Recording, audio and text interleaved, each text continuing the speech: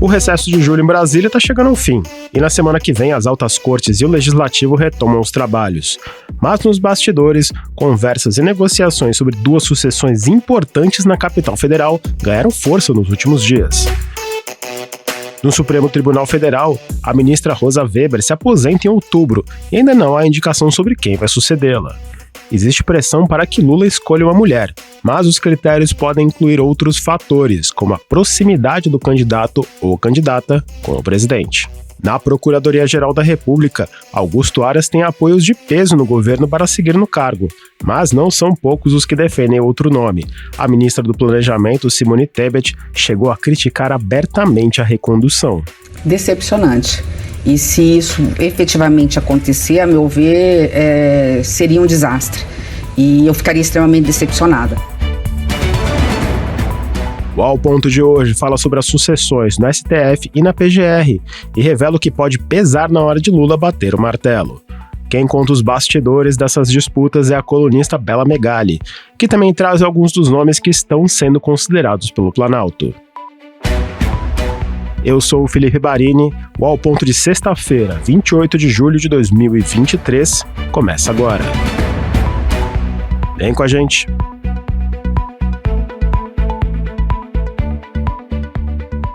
Bela Megali, bem-vinda de volta aqui ao Ao Ponto.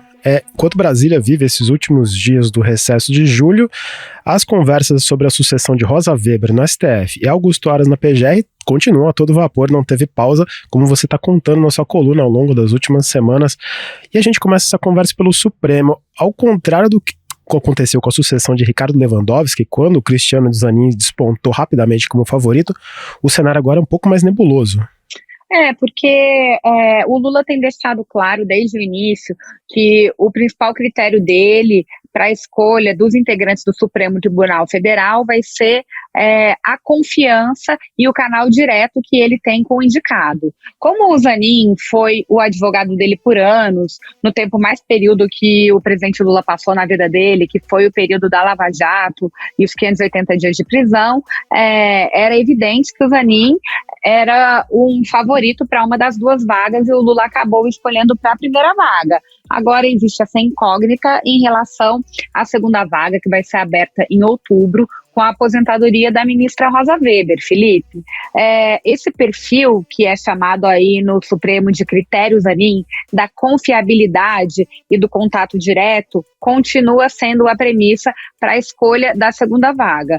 Mas existe um cenário mais nebuloso, como você falou, porque não é claro quem o presidente vê hoje que tenha essas características para ocupar o posto da Rosa. Além do que tem uma série de pressões externas para que ele já não diminua esse pequeno número, essa pequena representatividade feminina no STF.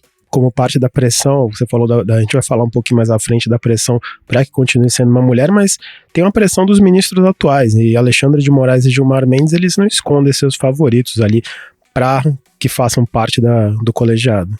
Pois existe ali uma série de movimentos, esse jogo velado de Brasília, né? Porque ao mesmo tempo que esses ministros não querem fazer uma pressão direta sobre o presidente, é claro que eles querem ser ouvidos e ter voz e peso nesse tipo de decisão. E, de fato, hoje o Gilmar Mendes, ele defende o nome do ministro e presidente do Tribunal de Contas da União, Bruno Dantas, enquanto o Alexandre de Moraes tem sinalizado o apoio ao ministro do STJ, o Luiz Felipe Salomão. Em uma saída que os aliados de Lula, integrantes do governo que defendem que ele escolha uma mulher, ou seja, uma advogada ou uma magistrada para o posto da Rosa, é que se ele for por esse caminho, ele também não desagradaria Gilmar e nem o Moraes, que são hoje, né, pelo menos até a entrada de Cristiano Zanin, os nomes mais próximos na corte, hoje em dia, ao presidente Lula. Antes da sucessão do Lewandowski, a gente viu uma pressão muito forte para que Lula escolhesse uma mulher negra para a corte, que seria a primeira mulher negra a ocupar um cargo, um cargo de juíza do STF. Essa pressão dos bastidores continua? Sim, as pressões de sociedade civil e pressões internas também no governo, no PT e de partidos de esquerda continuam. Como eu disse, a representatividade feminina é muito pequena na corte. Dos 11 ministros, só temos 2 mulheres, que é a Rosa Weber, que se aposenta em outubro, e a Carmen Lúcia. Então existe a defesa de que, uma defesa ali, um movimento, a própria primeira-dama Janja, é um nome que defende essa coerência do Lula de não reduzir o número de mulheres na corte, e claro, se fosse uma mulher negra, ainda atenderia o pleito também por esse aspecto. Agora, o que acontece é que são poucas as mulheres, pelo menos a gente não sabe de nenhuma, tanto no meio jurídico quanto no governo, o nome de uma mulher que preencha esse critério Zanin, que eu falei há pouco, ou seja, que tem essa proximidade e essa relação ali direta que o presidente procura, que possa ligar, não para fazer nenhum pedido que não seja republicano, mas que possa ter esse contato frequente e essa relação direta. Hoje não tem nenhum nome de uma magistrada ou uma advogada que salte aos olhos com esse perfil. E é isso que dificulta a escolha de uma mulher para o posto, Felipe. Apesar dessa nebulosidade toda, o presidente Lula lhe deixou transparecer algum ou alguns favoritos ou favoritas nesse momento? O Lula não, mas existe sempre aquele jogo de apostas que a gente acompanha em Brasília, na alta cúpula do poder. Seguindo esse critério de confiabilidade que falamos, existem sim 3 nomes que hoje são dados como favorito, não só entre integrantes do Supremo Tribunal Federal, mas como no governo. E quais são esses nomes? Um deles é o ministro da Justiça, o Flávio Dino. Ele também é magistrado, deixou a carreira para seguir na política. Outro nome é o advogado-geral da União, que é o Jorge Messias, que vem se aproximando bastante do presidente Lula ao longo desse mandato. E um terceiro nome que eu citei há pouco como um dos afiliados políticos de Gilmar Mendes, é o presidente do TCU, Bruno Dantas, com quem Lula já teve conversas e reuniões, chegou a almoçar há poucos meses lá no Palácio do Planalto. Mas pode sempre acontecer uma surpresa, né? Esse fator surpresa, quando o assunto é STF, nunca pode ficar de fora, mas o que eu acho que não vai haver surpresa é um nome que o Lula confie. Então, acho muito difícil ele aparecer com uma indicação, ele comprar uma indicação externa da cartola. Eu acho que esse nome vai ser de um círculo próximo e de canal direto do ex-presidente, porque hoje ele vive um outro momento, né? Ele volta ao governo depois desse período de Lava Jato, prisão, e assumiu claramente critérios bem distintos para nomeações no judiciário do que assumiu nos mandatos, no primeiro e segundo mandato, né?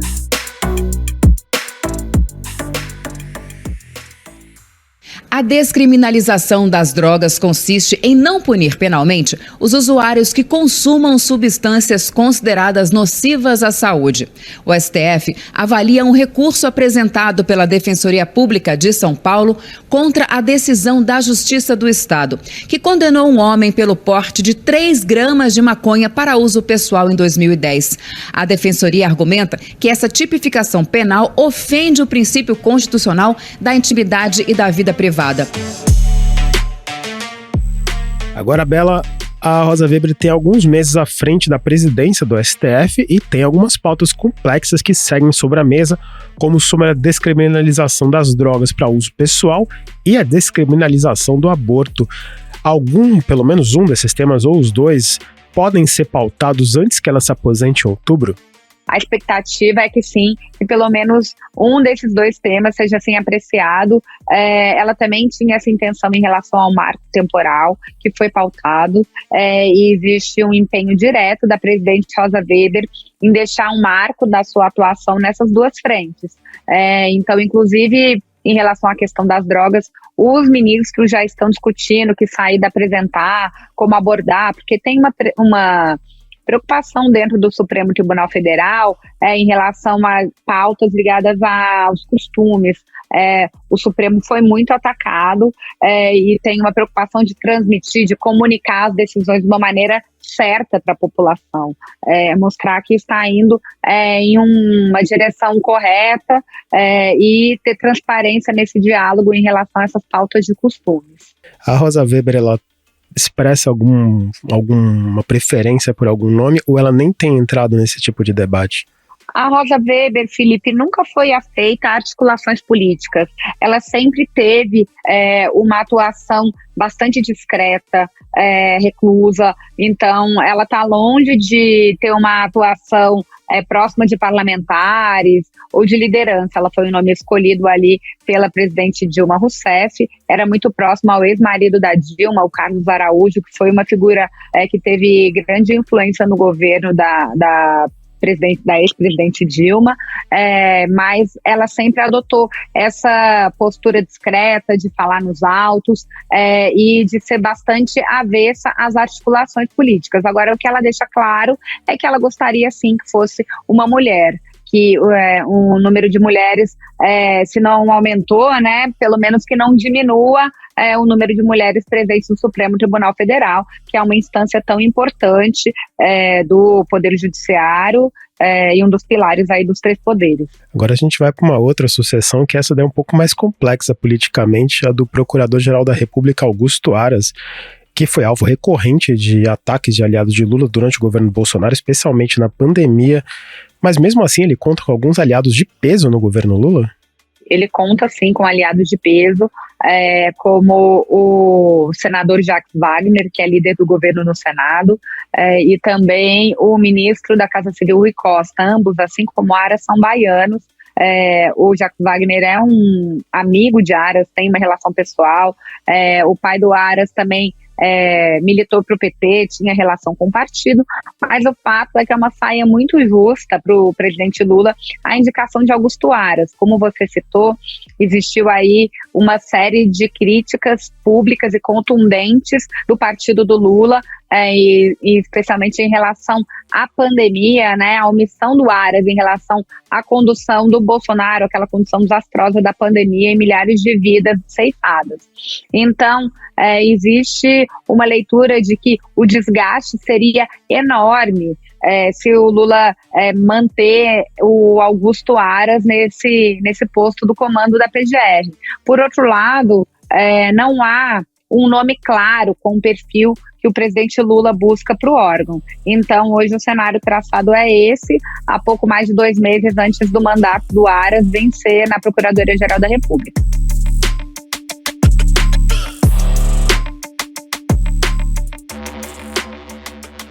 E se isso efetivamente acontecer, a meu ver, seria um desastre. E eu ficaria extremamente decepcionada. Fala alguém que votou no primeiro momento na indicação de Aras, mas votou contra a recondução dele, justamente por ver que ele estava fazendo do Ministério Público, que é um órgão de fiscalização, controle da máquina pública, uma gestão de subveniências. Bela, como a gente ouviu agora esse trechinho da entrevista da ministra do Planejamento, Simone Tebet, à Mira Leitão na Globo News, ela não está muito feliz ou então não está muito satisfeita com uma eventual recondução de Aras ao cargo. Essa decisão, caso ela seja confirmada, pode criar alguns atritos no governo? Olha, há uma divisão ali entre integrantes do governo e a própria cúpula do PT sobre a indicação do Aras. A presidente do partido, Gleisi Hoffmann, já finalizou diversas vezes nos bastidores que acha complicado reconduzir o Aras justamente por essa conduta dele na pandemia. Então, apesar desses apoios de peso, a recondução do Aras pelo Lula não é consenso dentro do governo, nem dentro do PT. E pelo contrário, o que o Lula tem sinalizado até o momento, quando o nome do Aras é levado para ele, é que a sua intenção é não reconduzi-lo, mas ele tem defendido que é preciso ter acesso a outros nomes. O perfil do Aras é o que agrada. O Aras, de fato, ele parece até mais um advogado, Felipe. Ele tem muita traquejo político, é uma figura que o presidente da Câmara, Arthur Lira, gosta, o Centrão gosta, porque ele realmente tem uma postura mais leniente na Procuradoria-Geral da República. Agora, o que ainda carrega no currículo, outro fator que agrada, que é ter enterrado a Operação Lava Jato, mas, por outro lado, tem esse passivo que é muito pesado para o Lula carregar, que é a conivência com os atos irresponsáveis e criminosos do ex-presidente Jair Bolsonaro durante a pandemia. Eu acho que o PT não está se dando conta do que ele vai pagar, o preço que ele paga pela ideia, sequer a cogitação de manter Augusto Aras, porque isso mata todo o discurso do PT. Mata o discurso do PT da gestão desastrosa da pandemia, já que Augusto Aras concordou com tudo. Mata o discurso do PT das denúncias dos ataques golpistas do governo Bolsonaro, do próprio Bolsonaro, já que Augusto Aras concordou com tudo. E até com o combate à corrupção. E o próprio Augusto Aras, ele acredita que possa ser reconduzido ao posto, ele até vai se encontrar com Lula nos próximos dias, assim como alguns dos outros candidatos à PGR. O Lula chegou a dizer em entrevista que vai encontrar Aras como outros cotados, e o Aras, ele iniciou o governo Lula acreditando que não tinha chances e que trabalharia por um sucessor. Depois, vendo todo esse movimento do Jacques Wagner e de outros petistas, ele se animou e até tem passado aí a publicar muito nas redes, tentar fazer sinalizações públicas e se recolocar no jogo. Mas o que acontece é que recentemente ele também recebeu recados de que o Lula não está conseguindo se convencer de que ele seria o melhor nome. Então, o que eu apurei é que Aras vai esperar entrar o mês de agosto, receber ali os recados de Jacques Wagner e dos seus outros defensores no governo, para saber qual banda ele vai tocar, se ele vai voltar a trabalhar pela recondução, né, de um nome de um aliado, ou se ele mesmo vai mergulhar de vez na sua campanha. Deixando o Aras um pouquinho à parte, o Lula, antes mesmo da eleição, ele se mostra reticente sobre escolher um nome da lista tríplice da Associação Nacional de Procuradores da República, que não é que não está na lei, mas é um praxe seguido por Lula e Dilma nos seus primeiros mandatos. A lista traz Luísa Freixaisen como mais votada, Mário Bonsalha e José Adonis Calu. Tem algum desses nomes que pode agradar o presidente? Acredito que nenhum dos nomes tem o perfil que o Lula procura, não, Felipe. O Lula realmente, ele vê a PGR, né, como o Lula e o PT de maneira geral, após a atuação do Rodrigo Janot, que foi escolhido e reconduzido, né, pela Dilma por meio dessa lista de uma maneira muito crítica. Então, não existe no governo essa intenção de fortalecer esse espírito de classe da Procuradoria-Geral da República que a lista propõe.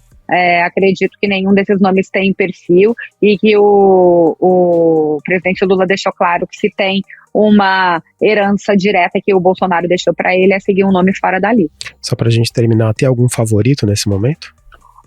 Não vejo um favorito nesse momento. Existe o Paulo Gonet, que é um nome defendido por Gilmar Mendes, também por Alexandre de Moraes, então é um nome de peso, mas eu não vejo um favorito nesse momento, e o Lula já chegou a indicar que pode deixar a nomeação do Aras vencer e fazer essa escolha até mais para frente. Então, não significa que até setembro, necessariamente, o presidente Lula precisa indicar alguém. É o tempo da da saída do Aras, né, do mandato dele vencer. Mas pode ser que o Lula deixe essa escolha mais para frente também. E aí, algum outro nome fique nesse período ali, até que o presidente faça sua indicação.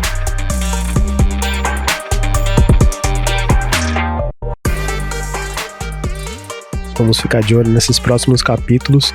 Bela Megali, muito obrigado pela sua participação. Ótimo fim de semana para você. Obrigada a você e aos ouvintes. Um bom final de semana a todos.